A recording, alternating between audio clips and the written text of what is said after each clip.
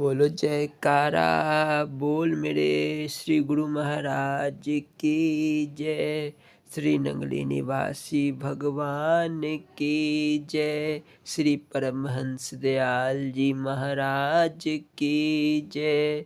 श्री नंगल विहालन भगवान की जय। श्री परम गुरु भगवान की जय। जय सच्चिदानंद जी। अद्वैत वचनामृत। जो व्यक्ति अपने कुटुंब के साथ उदारता और दूसरों पर दया, दुर्जनों से सठता, साधुओं से प्रीति, राजसभा में नीति, पंडितों से नम्रता, शत्रुओं में शूरता, बड़े लोगों में क्षमा, स्त्रियों में धूर्तता से व्यवहार करते हैं और इन कलाओं में निपुण है, वह लोक में उत्तम होते हैं। जो कोई व्यक्ति सभ्य कहलाना चाहे उसको इन बातों से परहेज करना चाहिए। पहला, असमय की हंसी। दूसरा, बात मुख से निकालने से पहले सोचना। तीसरा, सभा में बैठकर सोचना। चौथा, सभा में बैठे नाखूनों का तराशना। पाँचवा, किसी सभा को विसर्जन होने से पहले छोड़ना। छठा, सभा में बातचीत करना। सातवां, दूसरों की ओर ताड़ना। आठवां, नए आए व्यक्ति को बैठने का स्थान न देना। नौवां, बड़ों का आदर न करना। 10वां, बिना आवश्यकता सभा के अंदर ऊंची आवाज़ में पढ़ना। 11वां, भेंट इत्यादि बिना धन्यवाद के स्वीकार करना। 12वां, बातचीत के लिए अपना ही कदम आगे बढ़ाना। 13वां, दूसरों की गलतियों पर हंसी करना। 14वां, सभा में दूसरों से मजाक करना। 15वां, अपने से बड़ों के परामर्श को ना मानना। 16, किसी बात के समाप्त होने से पहले अपनी बात शुरू कर देना। 17, दूसरों से जो प्रश्न किए जाए उसका उत्तर स्वयं देना। श्री परमहंस दयाल जी महाराज जी फरमाते हैं, ईश्वर का भजन करो, नहीं तो उसकी दी हुई रोजी ना खाओ। ईश्वर की इच्छा और उसकी दी हुई रोजी पर प्रसन्न रहो, नहीं तो दूसरा ईश्वर ढूंढो जो तुमको अधिक दे। जिस बात को करने को ईश्वर ने मना किया है उससे बाज रहो, नहीं तो उसके देश से बाहर चले जाओ। यदि पाप का विचार रखते हो तो ऐसा स्थान ढूंढो जहाँ तुमको ईश्वर ना देखे, नहीं तो पाप से बाज आओ। जिस व्यक्ति के जीवन में यह 8 बातें आ जाए उसको हम कह सकते हैं कि सफल जीवन बीता। पहला, जिसने अच्छी प्रकार जीवन व्यतीत किया हो। दूसरा, जिसका अधिक समय पूजा पाठ में व्यतीत होता है। तीसरा, जो दूसरों के साथ अधिक प्रेम करता हो। चौथा, जिसका बुद्धिमान आदर करते हो और जिसके साथ बच्चे हिलडुल जाए, जिसने अपना काम समाप्त कर दिया हो। पांचवा, जिसने अपने जन्म के समय से अच्छी दशा में संसार को मरते समय छोड़ा हो और उसको अच्छा बनाने में उसने चाहे कैसा ही छोटे से छोटे कार्य किया हो। छठा, जिसने कभी संसार की अच्छी बातों को अनुभव और उनके प्रकट करने में भूल ना की हो। सातवां, जिसने दूसरों की अच्छी बातों पर दृष्टि रखी हो और अपने पास जो उत्तम वस्तु रखी हो वह दूसरों को देने में आनाकानी ना करे। आठवां, जिसका जीवन ऐसा गुजरे कि दूसरे के दिल में उसका वर्णन सुनकर उत्साह उत्पन्न हो और जिसकी स्मृति लोगों के दिलों में सदा ताजी रहे। पतंजलि ऋषि के 4 वचन हैं। पहला, अपने से आयु में बड़ा अथवा पद में बड़े व्यक्ति से मित्रता ना करे, बल्कि उसकी आज्ञा का पालन करे और आदर करे। मूर्खों से ना मित्रता करे और ना ही शत्रुता करे। उनकी मित्रता हानि और बदनामी का कारण है और शत्रुता में निरादर और हानि का भय है।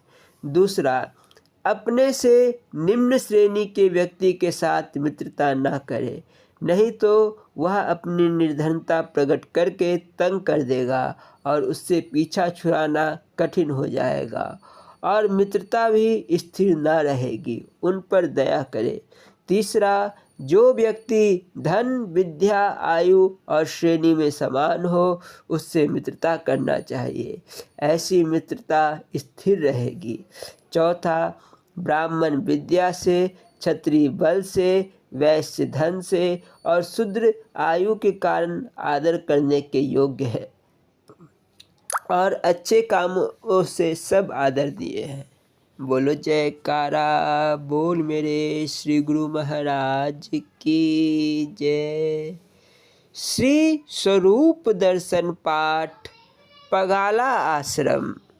बोलो जयकारा बोल मेरे श्री गुरु महाराज की जय। ध्यान मूलम गुरुर्मूर्ति, पूजा मूलम गुरुपदम, मंत्र मूलम गुरुवाक्यम, मोक्ष मूलम गुरु कृपा। गुरु जी को कीजिए दंड बटा, कोटि कोटि प्रणाम। कीट न जाने भृंग को, गुरु कर ले आप समान। त्वमेव माता च पिता त्वमेव, त्वमेव बंधु च सखा त्वमेव, त्वमेव विद्या द्रविणं त्वमेव, त्वमेव सर्वं मम देव देवा। इस पाठ को शुरू करने से पहले यह दास श्री नंगली निवासी भगवान के चरण कमलों में दंडवत प्रणाम करता है। बोलो जयकारा बोल मेरे श्री गुरु महाराज की जय। हरि ओम।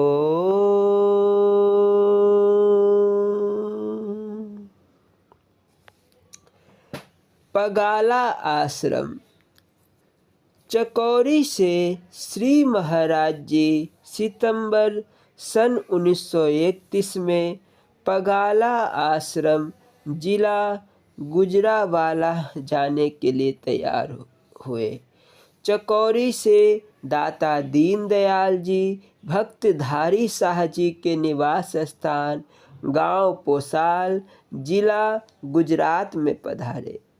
2 दिन पोसाल में श्री महाराज जी विराजमान रहे और वहाँ खूब सत्संग किया। तीसरे दिन सरगोधा से 2 बसें किराए पर मंगवाकर श्री महाराज जी वहाँ से सीधे लाहौर चल पड़े। गुरुदेव का विचार था लाहौर से होकर श्री गुजरावाला के मार्ग से पगाला जाएंगे। जब मंडी फुलनबाल पहुँचे तो वहाँ से कुछ महात्माओं को चकौरी आश्रम में वापस भेज दिया और लगभग 30 महात्माओं और सेवादारों का साथ लेकर एक बस में सवार होकर महाप्रभु सरगोधा, चिन्नौट और चकझुमरा मंडी की ओर चल पड़े।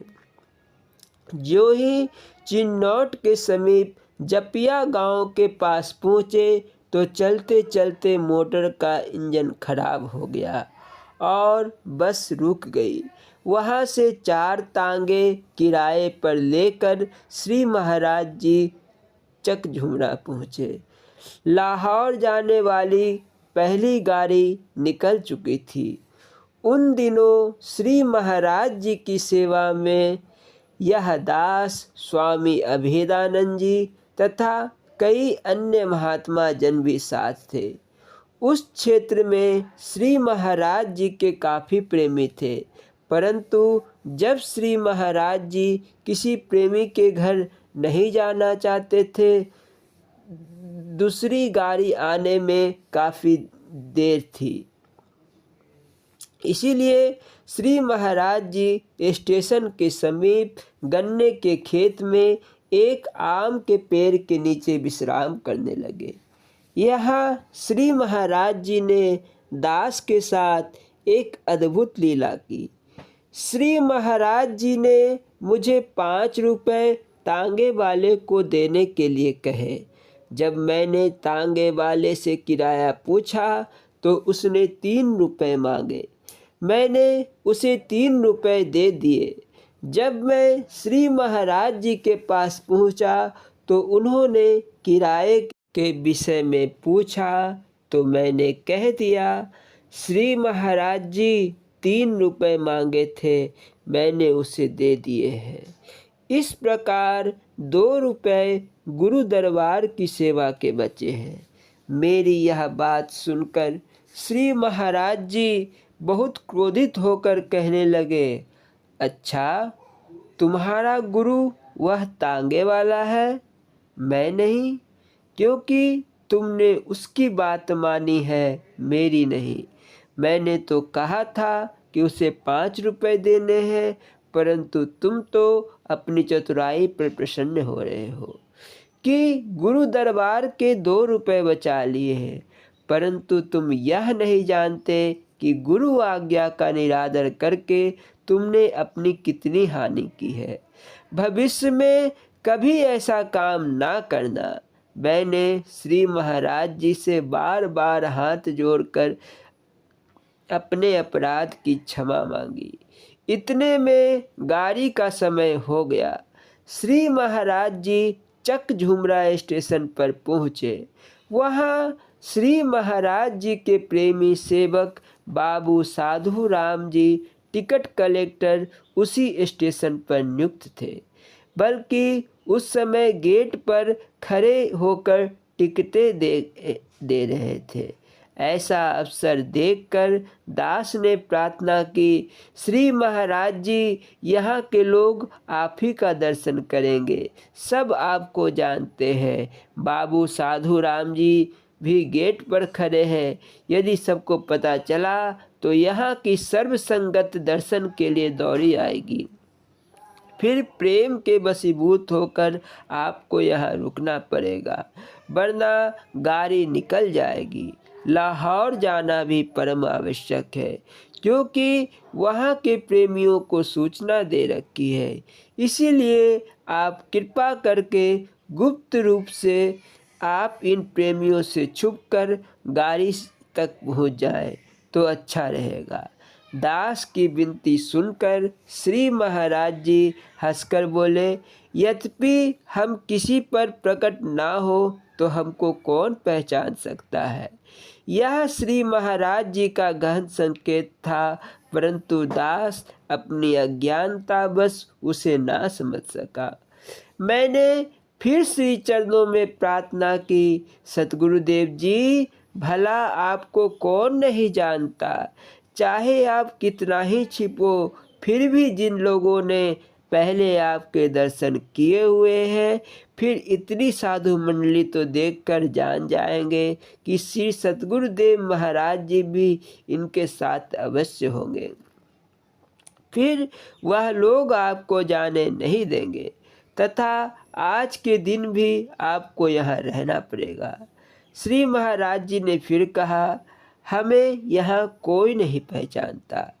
जैसे महापुरुषों का कथन है, सो जाने जिन दियो जनाए, जानत तुम ही हो जाए।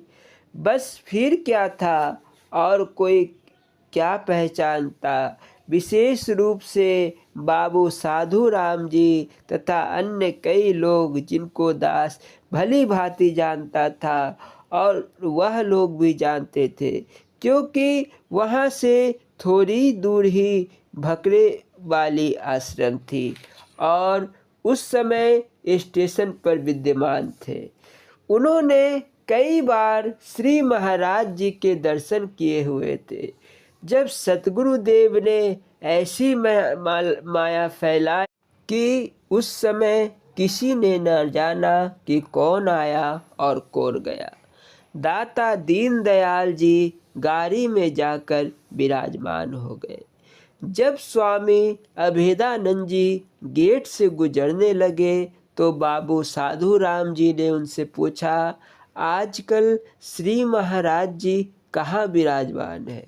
स्वामी अभेदानंद जी ने उत्तर दिया, महाप्रभु अभी अभी तो आपके गेट से होकर गाड़ी में विराजमान हुए हैं और लाहौर जा रहे हैं। बाबू साधु राम जी यह सुनकर बहुत चकित हुए और दौड़कर जाकर गाड़ी के प्रथम श्रेणी के डिब्बे में श्री चरणों से लिपट गए तथा प्रार्थना की, दाता दीनदयाल जी, दास को दर्शन भी नहीं दिया। श्री महाराज जी ने हंसकर कहा, हम अभी अभी महात्माओं के साथ आपके गेट के पास से पार करके ही इधर आए हैं, क्या आपने हमें देखा नहीं? बाबू साधु राम जी ने प्रार्थना की, श्री महाराज जी, जब तक आप इन चरण चक्षुओं को अपनी कृपा रूपी प्रकाश ना बख्शे तब तक जीव की क्या शक्ति जो आपके दर्शन कर सके। बाबू साधु राम जी की यह विनती सुनकर यह दास चकित रह गया और श्री महाराज जी से क्षमा मांगते हुए बोला, धन्य हो दाता जी, आपने जैसा कहा था वैसा ही कर दिखाया। दास आप जी की माया का पारावार कैसे पाए? तब दास की अंतरात्मा से यह सूक्ष्म आवाज़ आई कि देखो भाई, यदि हमारे स्थूल स्वरूप को संसार में कोई नहीं देख सकता तो फिर सूक्ष्म तत्व को कौन जानेगा। थोड़ी देर के पश्चात श्री महाराज जी दास को संबोधित करके बोले, जो हमको ना देख सके आप उसे बता दिया करो, क्योंकि आप तो हमको जान गए होंगे। दास ने हाथ जोड़कर निवेदन किया, श्री महाराज जी, दास की क्या सामर्थ्य है जो आपको जान सके। आप अपनी माया से दास को सदा बचाए रखो और इन चरण कमलों का ध्यान प्रदान करो। लाहौर में 1-2 दिन ठहरकर श्री महाराज जी बस पर सवार होकर गुजरावाला मार्ग से पगाला आश्रम के लिए चल पड़े। मार्ग में जब कामुकी स्टेशन के पास से गुजरे तब एक धनी मुसलमान अपने परिवार सहित मोटर पर गुजरावाला जा रहा था। श्री महाराज जी की मोटर आगे जा रही थी। वह धनी मुसलमान पीछे से हॉर्न देता हुआ अपनी मोटर को आगे ले गया। उसके मन में बड़ा अभिमान था कि मैं इनके मोटर के पीछे क्यों चलूं। ज्यों ही उसकी मोटर कुछ आगे चली तब श्री महाराज जी ने मुस्कुराकर कहा, यह तो बड़े अहंकार से आगे जा रहा है, कहीं इसका मोटर उलट न जाए। आगे नहर का पुल था। जैसे ही मोटर नहर का पुल पार करने लगी, ऊंचाई होने के कारण एक ओर उलट गई। वह धनी व्यक्ति स्वयं ही मोटर चला रहा था, इसीलिए उसे काफ़ी चोट आई। उसके परिवार के दूसरे व्यक्ति भी घायल हो गए। इतने में श्री महाराज जी की मोटर वहां पहुंची तो उसने मोटर को खड़ा करके श्री महाराज जी से क्षमा मांगते हुए कहा कि हुजूर, मैं आपसे आगे जाने लगा था। भला फकीरों से ईर्ष्या करने वाला सुख पा सकता है? फकीरों का विरोध करना संसारियों को शोभा नहीं देता। उस व्यक्ति की बात सुनकर श्री महाराज जी ने उसे धैर्य देते हुए कहा, फ़कीरों में हर एक प्राणी मात्र जीवों के लिए दया होती है। हम तो सब संसार के जीवों के लिए मालिक से प्रार्थना करते हैं। हमने आपको कोई बद्दुआ नहीं दी। यह विचार अपने मन में ना लाओ और भविष्य में फ़कीरों से कभी ईर्ष्या ना करना, क्योंकि सब शरीरों में उस मालिक का ही नूर है। ईश्वर का नूर हर एक में देखा करो और किसी से बैर भाव ना रखो। श्री महाराज जी वहाँ से आगे के लिए चल पड़े। फिर आप महात्मा जनों से इस प्रकार सत्संग करते रहे। सुन गल्ला आकाश की या किता आई रीस, नानक नदरी पाइये कौरर कौरे तीस। श्री गुरु नानक देव जी महाराज कहते हैं, आकाश में पंछियों को उड़ते देखकर पृथ्वी पर चलने वाले कीटाणुओं को विचार आता है कि हम भी आकाश में उड़कर सैर करें। जब वर्षा ऋतु में उनको प्राकृतिक रूप से पंख लगे और वे कीड़े मकोड़े बनकर आकाश में उड़ चले, तो कौवे इत्यादि पक्षियों ने उन्हें अपना भोजन समझकर खाना आरंभ कर दिया। इस प्रकार वे बेचारे मारे गए। गुरु नानक देव महाराज कहते हैं कि मालिक की कृपा दृष्टि से ही उच्च पदवी मिलती है। अपने अहंकार से कोई नहीं पा सकता। झूठे व्यक्ति का झूठ का भेष बनाकर दिखाते हैं। श्री महाराज जी ने फिर महात्मा जनों को कहा कि आप लोग यह विचार ना करना कि हमने उसकी मोटर उल्टाई है। प्रकृति स्वयं अपने कार्य में दक्ष है। फ़कीरों को किसी का बुरा नहीं मानना चाहिए। इस प्रकार श्री महाराज जी गुजरावाला पहुँचे। रात को बहुत वर्षा हुई। प्रातः वर्षा में ही श्री महाराज जी ने वहाँ से चलने की आज्ञा दे दी। गुजरावाला से 8 मील तक मोटर गई तथा आगे कच्ची सड़क होने के कारण मोटर कीचड़ में फंस गई और आगे ना जा सकी। मालिक को यही स्वीकार था, अथवा उन्होंने अपने प्रेमी जनों को की सेवा देनी थी। जैसे गुरु अमरदास जी ने अपने सेवकों से चबूतरे बनवाने आरंभ किए।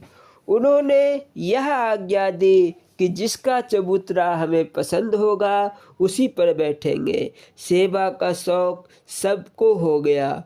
उस समय तन की सेवा की आवश्यकता थी। अपनी कृपा से उन्होंने अपने सेवकों को सेवा दी।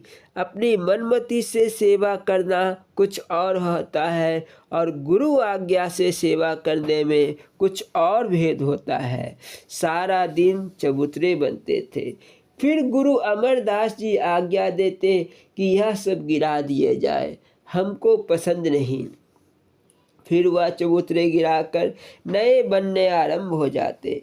जब फिर बन जाते तो उन्हें गिरवाने की आज्ञा होती। इसका परिणाम यह निकला कि सब सेवक धीरे धीरे सेवा को छोड़ बैठे और उन्होंने गुरु जी पर दोष लगाया कि अब उनकी अवस्था काफ़ी वृद्ध है, इसलिए बुद्धि काम नहीं कर रही, तभी तो इस खेल में व्यर्थ में हमको लगा रखा है। हमने तो सेवा समझकर यह काम किया, परंतु इनकी तो केवल बुद्धि ठिकाने नहीं। तब केवल गुरु रामदास जी ही रह गए। गुरु अमरदास जी ने उनसे कहा, तुम भी जाओ। इतना सुनकर श्री रामदास जी ने प्रार्थना की, यह दास कहाँ जाए? यह शरीर तो आपका है। आप चाहे चबूतरे बनवाओ और चाहे जो काम करवाओ। दास का कर्तव्य है चबूतरे बनाना, परंतु उन्हें पसंद करना आप पर निर्भर है। आप अपने कर्तव्य को जानो, उसमें मैं हस्तक्षेप क्यों करूं? इस प्रकार गुरु अमरदास जी ने अपने सेवकों की प्रेम परीक्षा लेकर उसे अपना ही रूप बना दिया और स्वयं अंतर्धान होकर अपने पवित्र गद्दी को अपने सच्चे सेवक श्री गुरु रामदास जी को दे दी। भाव यह है कि गुरु न केवल सेवक की श्रद्धा देखी, जब श्री महाराज जी की मोटर रुक गई तो सेवकों ने मिलकर प्रार्थना की, दयाल जी आप कृपा करके पलंग पर विराजमान हो जाइए। यह सेवक पलंग को कंधों पर उठाकर पगाला आश्रम तक ले जाएंगे। पगाला आश्रम वहाँ से 5 मील दूर था। अंत में यह श्री महाराज जी ने अपने सेवकों की प्रार्थना स्वीकार कर ली और पलंग पर विराजमान हो गए। सेवक जो सेवा करहि, मन ते सकल कामना टरहि। सेवक भाव तजे ना कबहु, रिद्धि सिद्धि जो आवे सबहु। सेवक महावीर जिमि होवे, राम नाम ले कंठ परोहे। सेवा करि तज कर मद माना, तब ते नाम धरा हनुमाना। सेवक स्वामी एक हो जाता, कहूँ कहाँ लग सेवक नाता। दासन दास करो गुरु सेवा, पूजो एक निष्ठ निज देवा। श्री महाराज जी की सेवकों ने पलंग पर विराजमान करके अपने कंधे पर उठाया और पगाला आश्रम की ओर जयकारे लगाते चले। इधर पगाला के संगत को पता चला कि श्री महाराज जी आ रहे हैं तो सब संगत खुशी से फूली ना समाई और सभी प्रेमी दौड़कर श्री महाराज जी के स्वागत में आगे आए और अनेक प्रकार के मधुर वचन बोलते हुए श्री सतगुरुदेव जी महाराज जी को आश्रम ले आए। पगाला में श्री महाराज जी के विराजमान होने से दूर दूर से संगत श्री दर्शनों के लिए आने लगी। नियम अनुसार सत्संग का प्रवाह चलने लगा।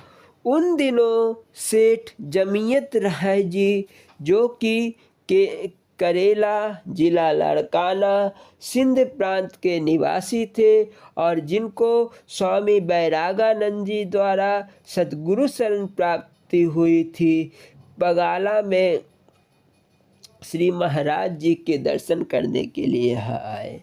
एक दिन शाम को श्री महाराज जी सैर करने के लिए गए। सेठ जमीयत राय जी भी साथ गए।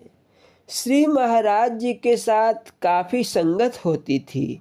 सेठ जमीयत राय जी के मन में विचार आया कि जब श्री महाराज जी पैदल सैर करते हैं तो काफ़ी संगत होने से मिट्टी धूल उड़कर उनके पवित्र शरीर पर पड़ती है। जो समय धूल में व्यतीत हुआ सो हुआ। अब हमारा कर्तव्य है कि श्री महाराज जी के लिए एक कार ले आए।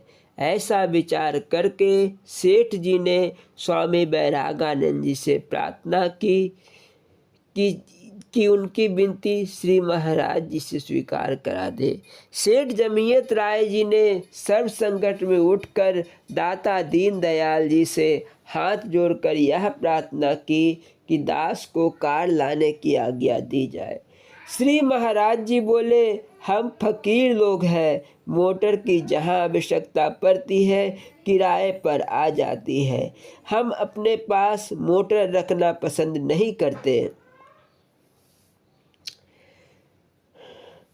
हम ऐसे ही ठीक है। हम बिना इस सेवा कराए के ही आप पर प्रसन्न है। परंतु सेठ जी ने बहुत अनुनय विनय करके अपना प्रेम पूरा कर लिया। जब श्री महाराज जी उनकी विनती स्वीकार कर ली तो सेठ जमीयत राय ने 2-4 दिन में ही एक अति सुंदर शेवरलेट कार लगभग 6,500 रुपये की खरीद कर ले आए और उसे श्री चरणों में भेंट कर दिया।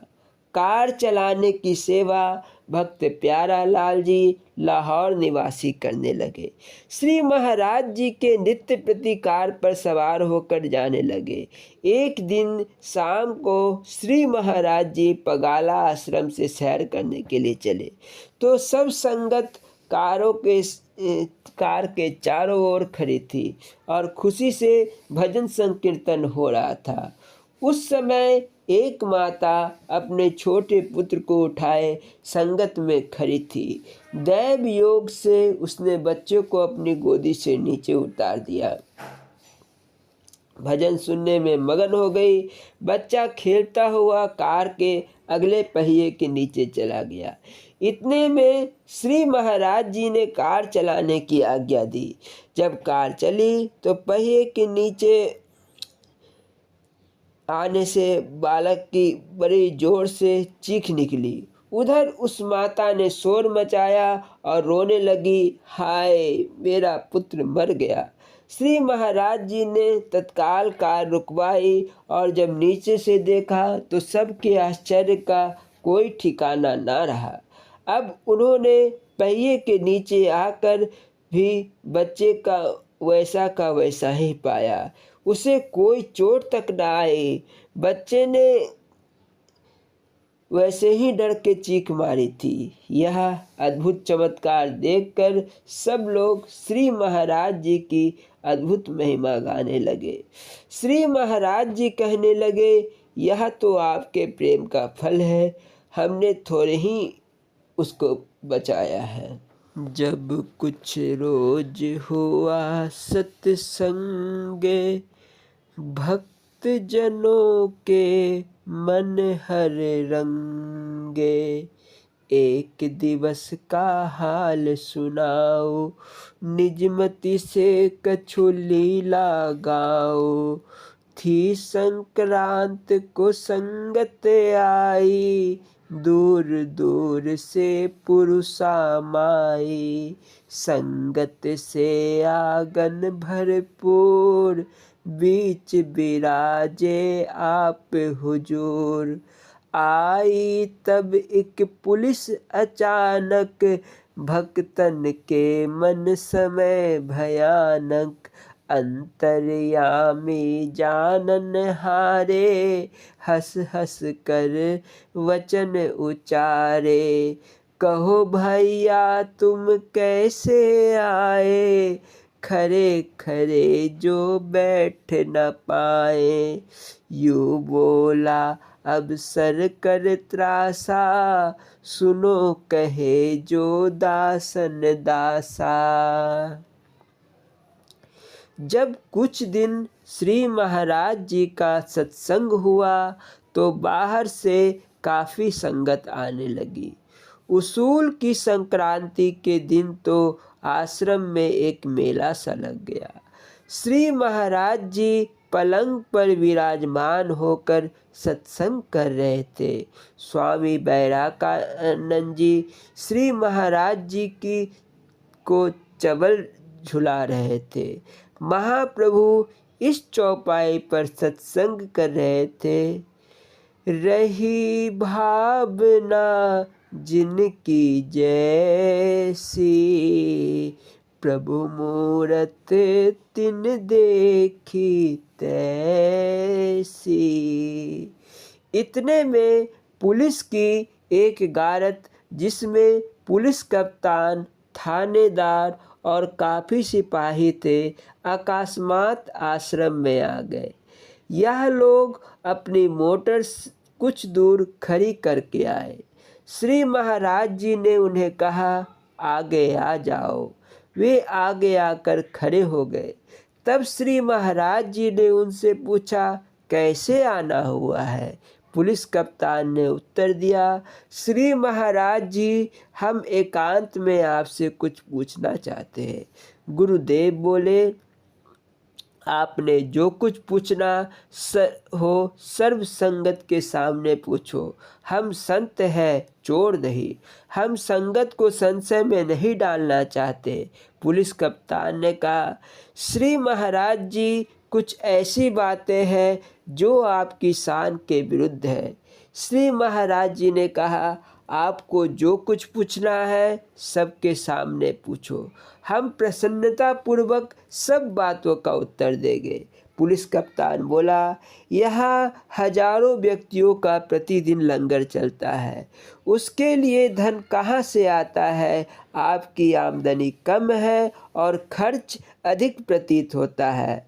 श्री महाराज जी ने बोला, आपका तात्पर्य यह है कि हमारे पास नोटों की मशीन है, क्या आप वही देखने आए हैं? पुलिस कप्तान ने उत्तर दिया, हाँ महाराज जी, यही विचार लेकर आए हैं। श्री महाराज जी बोले, अच्छा, पहले आप तलाशी लेकर अपना कर्तव्य पूरा करो, फिर हमसे बात करना। पुलिस कप्तान ने प्रार्थना की, गुरुदेव जी, आपके एक दो सेवक हमारी तलाशी लेने के समय हमारे साथ होने चाहिए। यह सुनकर श्री महाराज जी ने स्वामी अजूनियानंद जी तथा एक भक्त श्री राधा कृष्ण जी, कृषि विभाग के इंस्पेक्टर को, जो उन दिनों दर्शन हेतु आए हुए थे, पुलिस कर्मचारियों के साथ कर दिया। पुलिस कर्मचारी तलाशी लेने लगे। पगाला आश्रम में काफ़ी कच्चे कमरे बने हुए थे। श्री महाराज जी के निवास के लिए एक पक्का हॉल कमरा था। उन लोगों ने प्रत्येक स्थान पर खोज की, परंतु उन्हें कुछ भी ना मिला। इतने में उन्हें एक छोटा सा बक्स दिखलाई दिया। पुलिस कर्मचारी ने पूछा कि यही नोट बनाने की मशीन होगी। क्षमा करिएगा, पुलिस कर्मचारी ने समझा कि शायद यही नोट बनाने की मशीन होगी, अतः वह बहुत प्रसन्न हुआ कि हमारा काम बन गया। परंतु जब उस बॉक्स को खोला गया तो उसमें महात्मा लोगों की हजामत करने का सामान निकला।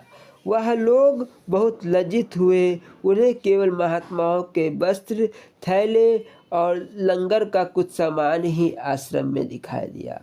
तो पुलिस कप्तान ने आकर श्री महाराज जी से क्षमा मांगते हुए कहा, श्री महाराज जी, हमारे ऊपर भी बड़े अधिकारी हैं, हमें उनकी आज्ञा का पालन करना पड़ता है, इसीलिए हमने आपको यह कष्ट दिया है कि हमें यहाँ कुछ ऐसी वैसी बात नहीं दिखाई दी। हमें तो यह सूचना मिली थी कि यहाँ नोट इत्यादि बनते हैं और काफ़ी खर्च हो रहा है। संतों के पास एक कार भी है। इन सब बातों की पूछताछ करने के लिए हमें भेजा गया है। पुलिस कप्तान की यह बात सुनकर श्री महाराज जी हंसकर बोले, तनिक अपनी अंतर आत्मा से पूछो, जो मालिक ठग और चोर इत्यादि सबको देता है, क्या हुआ हमको नहीं देगा? जिस मनुष्य की प्रकृति पर विश्वास नहीं, भला वह भी कोई मनुष्य है? आप सरकार के नमक हलाल नौकर बनो। हो सकता है कि आप जहां खड़े हो वहीं मशीन हो। पुलिस कप्तान ने हंसकर कहा, नहीं महाराज जी, ऐसी बात नहीं हो सकती। श्री महाराज जी बोले, आपके मन से यह संशय जा ही नहीं सकता कि यहाँ आमदनी कम है और खर्च अधिक है, परंतु इसके विपरीत यहाँ आमदनी अधिक है और खर्च कम है।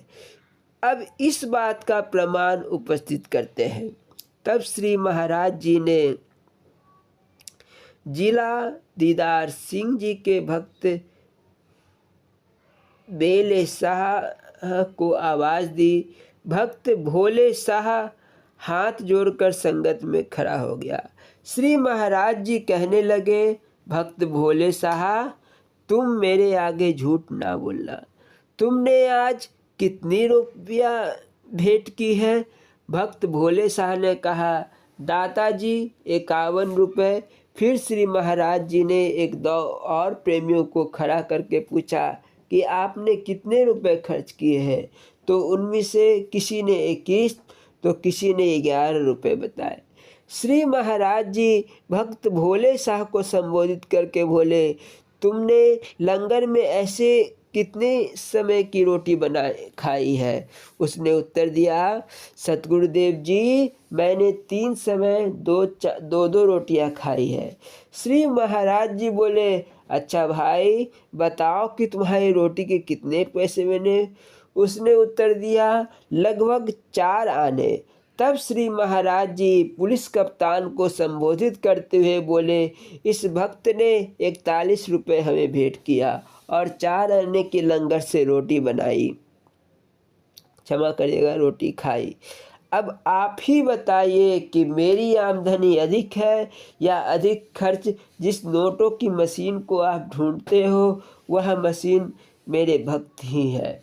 यहाँ यही लंगर का घर चलाते हैं। हम अपने पास माया को इकट्ठा करके रखना नहीं चाहते। सभी के लिए गुरु का लंगर खुला है। जो भी आए सत्संग सुने और प्रसाद खाए।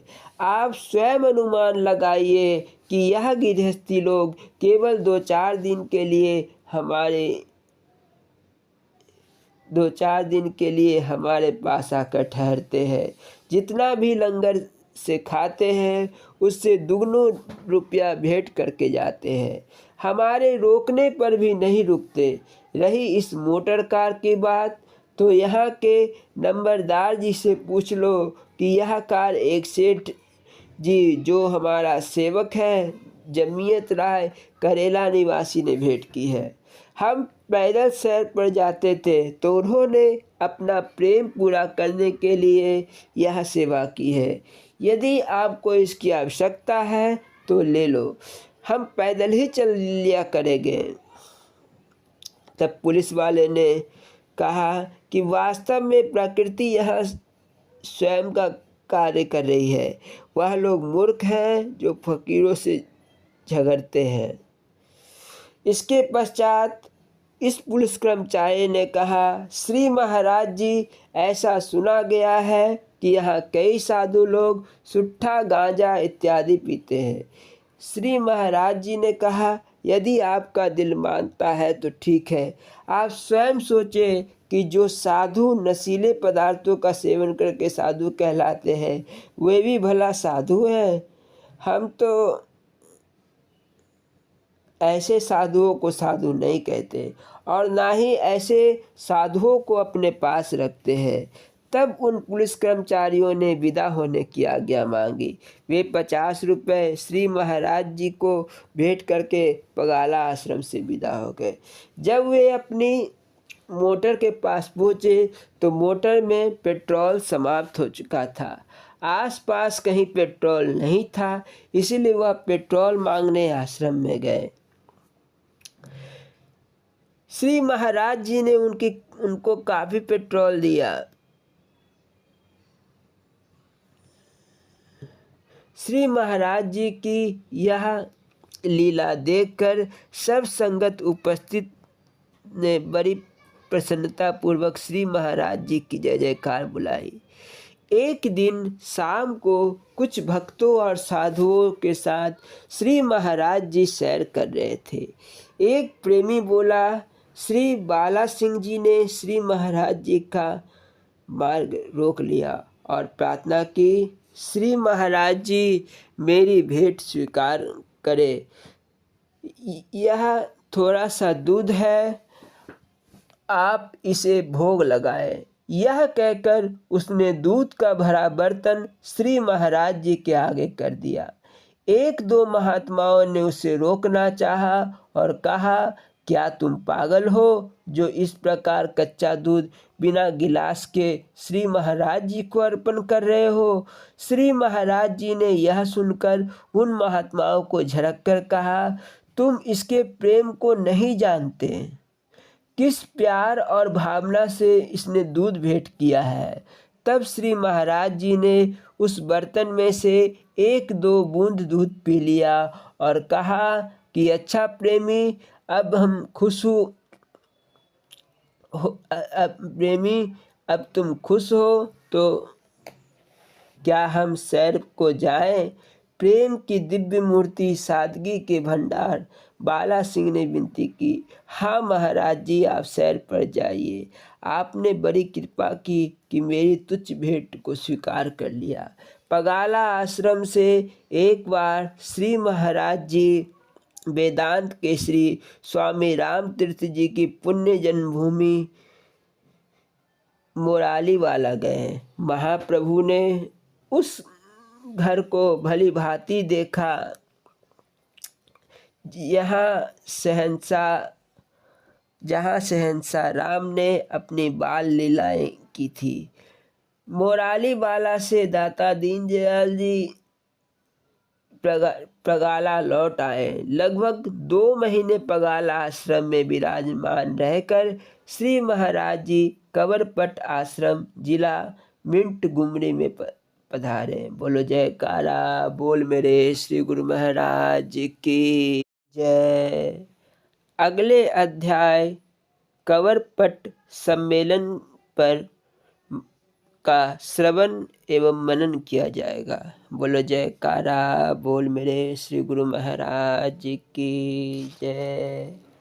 स्वामी हीरानंदपुरी जी महाराज जी की लीला संस्मरण एवं अमृत प्रवचन। बोलो जयकारा बोल मेरे श्री गुरु महाराज की जय। हमें याद कर लिया करो। गर्मियों के दिन थे। श्री महाराज जी संगरूर नगर में विराजमान थे। उस दिन गुरुदेव सेठ हरप्रसाद जी के मकान की ऊपरी छत पर खड़े थे। बहुत से भक्त लोग भी साथ खड़े थे।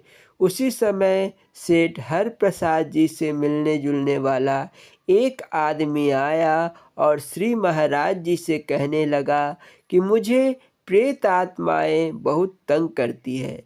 श्री महाराज जी ने झट कहा, ऐसे समय में हमें याद कर लिया करो। जय गुरु। बोलो जयकारा बोल मेरे श्री गुरु महाराज की जय। स्वामी हीरानंदपुरी जी महाराज जी के अमृत प्रवचन। बोलो जयकारा बोल मेरे श्री गुरु महाराज की जय। स्वामी हीरानंदपुरी जी महाराज जी जब अपने अमृत प्रवचनों को प्रारंभ करते थे तो पहले हरिओम की ध्वनि लगाते थे। बोलो जयकारा बोल मेरे श्री गुरु महाराज की जय। स्वामी हीरानंदपुरी जी महाराज जी के चरण कमलों में इस दास का कोटि कोटि दंडवत प्रणाम। बोलना जी, हरिओम हरिओम हरिओम। ओम सच्चिदानंदाय नमः। मुद्रा वर्णन। आगे 5 मुद्राओं का वर्णन करते हैं। पहला, खेचरी। खेचरी सबसे बड़ी मुद्रा है। इसी के द्वारा ऋषि मुनि जनों ने अमृत पान किया है।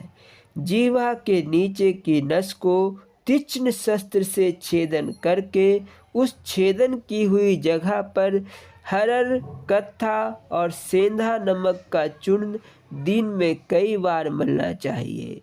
7 दिन में वर्ण पूरा होने के उपरांत उसी प्रकार छेदन करे और जीवा को दोनों हाथों की उंगलियों से प्रातःकाल पकड़कर मर्दन करे। इसी प्रकार 6 मास अथवा 1 वर्ष तक जीवा लंबी करने का अथवा तंदुआ फट जाने का अभ्यास करते ही रहना चाहिए। जब जीवा लंबी हो जाए तो बाएं कर का अंगूठा या तर्जनी उंगली से काक को बाहर की ओर दबाकर दाएं हस्त की तर्जनी मध्यमा से जीवा के अग्रभाग को पकड़कर काक के पीछे छिद्र में प्रवेश करे।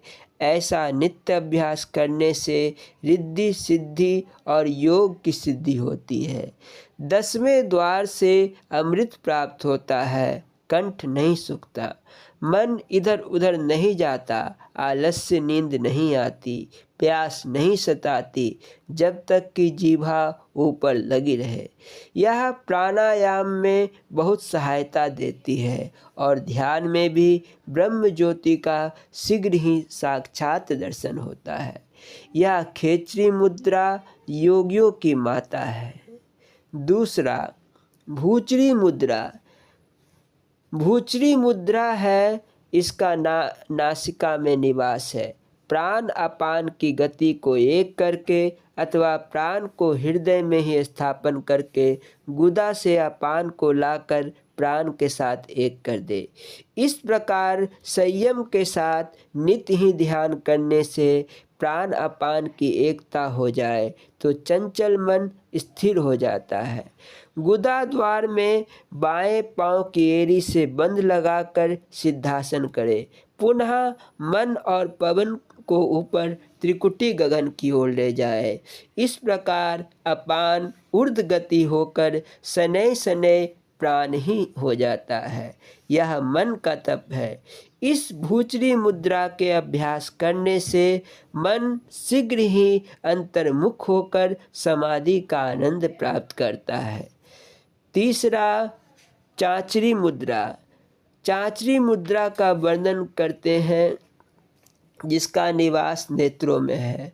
नासिका के आगे 4 अंगुल मन को धारण कर चित्त स्थिर करके देखता रहे तो पांचों तत्व के 5 रंग ही दृष्टि आते हैं और उन रंगों में मन पवन स्थिर हो जाता है। पुनः नासिका के अग्रभाग में अचल टकटकी लगाए तो सर्व स्वर्ग वैभव और बहुत अद्भुत रचना दृष्टि में आएगी। पुनः नेत्र बंद करके त्रिकुटी में अचल ध्यान लगाए तो किंचित काल में ही तारों जैसा जगमगाता हुआ प्रकाश दृष्टि में आएगा। उसके पश्चात सूर्य जैसा तेज उदय होता है। उस ज्योति में लय होकर चित्त आत्मा का मेल हो जाता है। इसी को चांचरी मुद्रा कहते हैं। चौथा, अगोचरी मुद्रा। अगोचरी मुद्रा कथन करते हैं, इसका निवास नेत्रों में है। यह मुद्रा ऋषि मुनि और योग्याभासियों को समाधि में शब्द ब्रह्म का प्रत्यक्ष आनंद प्राप्त कराने वाली है। इस मुद्रा के अभ्यास करने से वृत्ति धुनात्मक अथवा अनहद शब्द का ज्ञान पाकर शब्द वृत्ति की एकता होकर स्रोत इंद्रियों के द्वारा उलटकर अंतर्मुख हो जाती है और वहाँ पर अनहद शब्द में लवलीन होकर मन इंद्रियां भी स्थिर हो जाती है। इसी को अगोचरी मुद्रा कथन किया है। पांचवा, उन्मनी मुद्रा। पांचवी उन्मनी मुद्रा का वर्णन करते हैं। इस मुद्रा का निवास 10वें द्वार में है। जहाँ आनंद ही आनंद है, वहाँ रंचक मात्र भी काल का भय नहीं है और माया का लेस मात्र भी नहीं है। वृत्ति ध्यान द्वारा 10वें द्वार में ले जाने का नित्य अभ्यास करने से सीधी समाधि की प्राप्ति होकर जीवात्मा परमात्मा हो जाता है। फिर ध्यान और ध्येय सब एक हो जाते हैं और किसी प्रकार की आशा पाशा नहीं रह जाती। इसको उन्मुनी मुद्रा कहते हैं। हरिओम तत्सत। ओम शांति शांति शांति। बोलो जयकारा बोल मेरे श्री गुरु महाराज की जय। स्वामी परम ज्ञानानंद पुरी जी महाराज जी की लीला संस्मरण एवं अमृत प्रवचन। बोलो जयकारा बोल मेरे श्री गुरु महाराज की जय। दिल्ली, दशहरा दिनांक 14/10/79। स्नान के पूर्व स्वामी परम गुरु महाराज जी की देह मालिश की जा रही थी।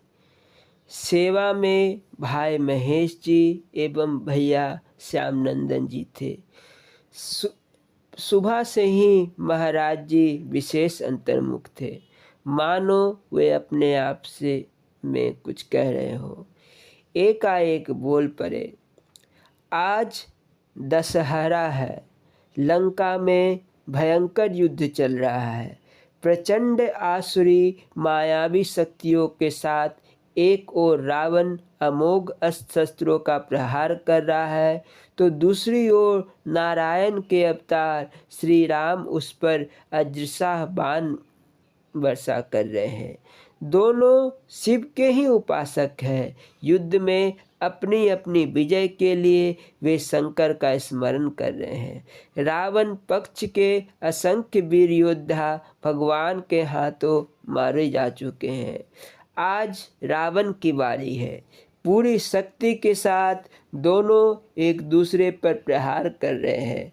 आकाश मंडल में समस्त देवी देवता प्रभु के उस शक्ति प्रहार का दृश्य चकित होकर देख रहे हैं। अशोक वाटिका के बीच सीता अपने प्रभु में ध्यान लगाए बैठी है। रावण भी अपने जीवन भर के जप तप के प्रभाव से प्राप्त अमोघ शस्त्रों का संधारण करने में जुटा है। दूसरे पहर सूर्य के ढलने के पश्चात रावण का पराक्रम निस्तेज होते जा रहा है। उसी वक्त प्रभु एक ही साथ उस पर 31 बाणों का संधान करते हैं। सर्वप्रथम वे अग्नि बाण से रावण की नाभि का अमृत सोख लेते हैं। 10 बाणों से उसकी 10 सिर तथा 20 बाणों से उसकी भुजाएं काट डालते हैं। बेचारा निष्प्राण होकर धराशायी हो जाता है। सारी देवी शक्तियाँ तथा चारों वेद संदेह होकर धरती पर प्रभु का जयगान करने उतर पड़ते हैं। आकाश से पुष्प वर्षा प्रारंभ हो जाती है। धरती से राक्षसी शक्ति का खात्मा हो जाता है और दैवी शक्ति की दुदुंसी बज उठती है। महाप्रभु का वह चित्रण इतना जीवंत था जैसे लगता था कि वे त्रेता युग में हुए उस युद्ध का आंखों देखा हाल बयान कर रहे थे। उस वक्त उनकी आंखें बंद थी और मुखमंडल उस प्रसंग की याद कर भाव विह्वल था। वह सब कहते कहते महाप्रभु एक क्षण के लिए इस तरह भावाविष्ट हो गए कि उनके बदन को स्पर्श करने वालों को जैसे झटका सा लगा। फलस्वरूप सब मालिश करना छोड़कर उन्हें देखने लगे। सहसा वाणी अवरुद्ध हो गई और शरीर एकदम निश्चेष्ट। काफ़ी देर के बाद वे सामान्य दशा में आए।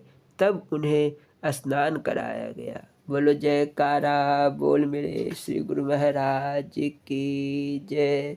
श्री नंगली निवासी भगवान की जय। श्री परमहंस दयाल जी महाराज की जय। श्री नंगल विहालन भगवान की जय। श्री परम गुरु भगवान की जय। जय सच्चिदानंद जी।